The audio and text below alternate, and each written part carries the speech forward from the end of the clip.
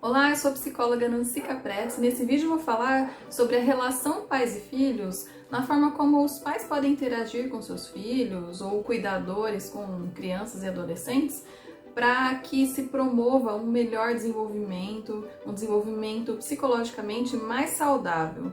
Vamos lá? Se você gosta de assuntos sobre desenvolvimento humano, psicologia e educação, acesse meu site, Doutora Nancy Capretti. E também se inscreva no meu canal no YouTube, Doutora Nancy Capretti. Curta e compartilhe esse vídeo.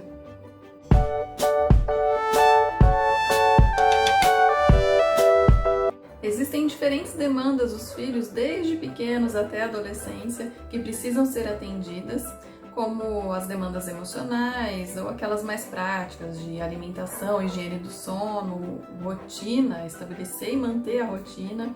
E essas demandas levam a formas de interação entre pais e filhos. Tudo isso requer respostas rápidas dos pais e algumas vezes eles acabam tendo que lidar também com comportamentos inadequados no geral. Para isso, eles precisam prestar atenção não só no comportamento dos filhos, mas também nos próprios comportamentos. Quando falamos em comportamento, é especialmente importante dizer que eu estou tratando aqui de ações, mas não só de ações, mas também os sentimentos e os pensamentos. Desde as primeiras interações entre pais e filhos, é preciso reconhecer as emoções associadas aos acontecimentos do dia a dia, principalmente aquelas primeiras mais básicas, como alegria, raiva, nojo, medo, tristeza, e depois vamos desenvolvendo o reconhecimento das outras emoções e dos sentimentos em geral. Nós precisamos, de qualquer forma, acolher os sentimentos sem recriminar e saber que cada um tem a sua função em diferentes situações. As crianças precisam aprender não apenas a reconhecer e nomear, mas também relacionar com pensamentos e ações que acompanharam os sentimentos e o que aconteceu, o que estava sinalizado e o que mudou no ambiente, o que as pessoas fizeram antes e depois desses episódios, essas situações todas. Então, a forma como a gente se sente é importante porque dá pistas sobre o que está funcionando bem e sobre dificuldades em determinadas situações. Nos atendimentos em psicologia, seja uma consulta psicológica ou uma sessão de psicoterapia, nós recebemos, falamos, conversamos com adultos que possuem dificuldades de fazer essas relações entre sentimentos, pensamentos e ações e as condições do ambiente. Então, relacionar tudo isso. Então, não é raro que os pais nos procurem para aprender eles mesmos a fazer essas relações em suas vidas, para conseguir ensinar seus filhos, ou mesmo nos procurem para orientação parental para desenvolver essa habilidade. Muitas palestras, rodas de conversa em escolas, hospitais, empresas, centros de saúde, clínicas em geral, têm sido nesse tema de relacionar comportamentos com o ambiente, para que a gente possa desenvolver melhores relações com outras pessoas, né? E ter mais sucesso nos ambientes pelos quais a gente circula. E é claro que no ambiente familiar isso é extremamente relevante. Então, nesse sentido, favorecer o autoconhecimento é de extrema importância, sendo alvo de terapia de grande parte das pessoas que atendemos e que nos procuram. Por exemplo, identificar e dizer o que lhe faz sentir-se bem, o que lhe faz sentir-se mal e o que pode ser mudado. Isso é essencial para todos os seres humanos. Conversar com as crianças para que elas falem sobre essas coisas é muito importante e é preciso incentivá-las a expressar-se dentro do seu entendimento, da sua capacidade naquele momento, em um espaço de escuta segura e com garantia de que é amada de forma independente do conteúdo que ela traz. Então, juntos é possível pensar em estratégias para mudar aquilo que for desejável de se mudar. Tem um jeito de facilitar o engajamento ativo da criança na melhora de comportamentos indesejados e coisas que não estão dando muito certo. É deixar a criança participar da proposta de soluções. Elas entendem e se sentem melhor fazendo parte das soluções pensadas em conjunto.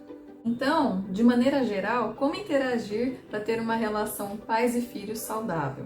Eu tenho algumas sugestões.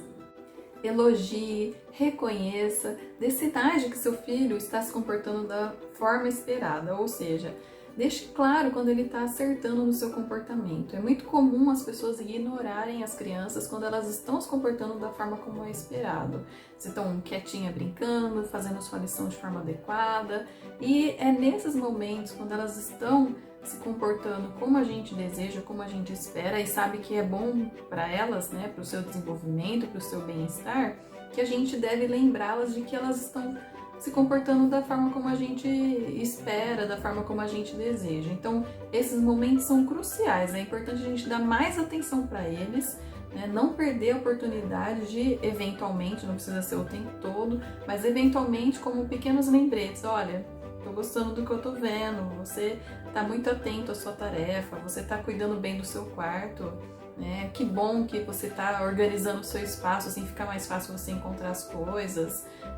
Ou então, nossa, gostei de você ter falado comigo sobre isso, acho importante eu saber como você tá se sentindo, né? O que você tá pensando e como a gente pode melhorar as coisas juntos. Então, tenha esse hábito, que é um hábito que ainda não é tão bem, né, estabelecido entre os pais, os cuidadores de uma forma geral, mas são essas pequenas atitudes que fazem uma grande diferença no desenvolvimento de comportamentos socialmente desejados.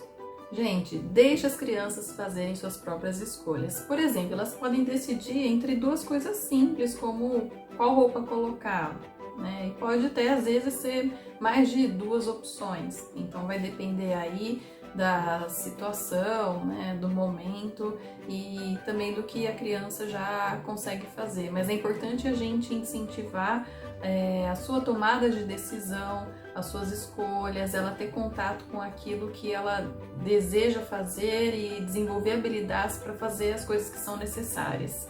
Se a gente impede ou faz por elas, a gente atrapalha, prejudica o seu pleno desenvolvimento. Então a gente tem que confiar no que elas são capazes de fazer e estimular, desafiar para que elas façam cada vez mais. E isso envolve as escolhas.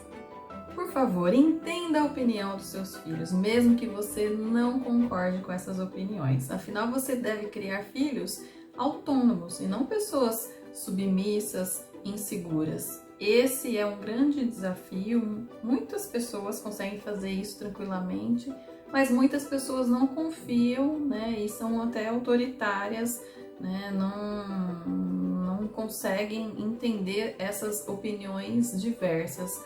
A diversidade de opiniões, de ideias, elas só somam a nossa sociedade. Nada precisa ser feito sempre da forma como a gente acredita. Então é preciso a gente exercer em nós mesmos esse contato, né, com essas opiniões diferentes e saber de onde vem isso, como isso é construído e saber o que dá para se tirar de melhor disso. É importante a gente desenvolver seres independentes, né, que tenham um pensamento abstrato bem desenvolvido e então essa habilidade faz parte disso. A gente precisa promover e dar licença para que isso aconteça. Ouça quando seu filho não consegue encontrar a solução para algum problema, pois tendo apoio e sendo verdadeiramente escutado, ele pode pensar em como tentar resolver e encontrar soluções para as coisas que ele precisa resolver.